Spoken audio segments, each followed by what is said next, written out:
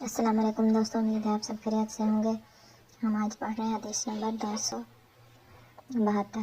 بالوں کا خلال کرنا، اور جب یقین ہو جائے کہ کھال تک تر ہو گئی تو اس پر پانی بہا دینا۔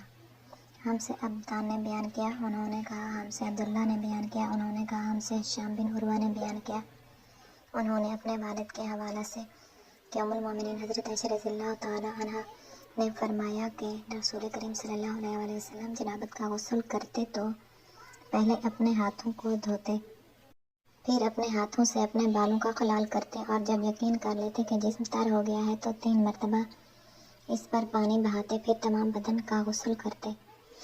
اور حضرت عائشہ رضی اللہ تعالی عنہا نے فرمایا کہ میں اور رسول کریم صلی اللہ علیہ وسلم جب بھی کبھی ایک ساتھ غسل کرتے تھے، ہم دونوں اس سے چلو بھر بھر کر پانی لیتے تھے۔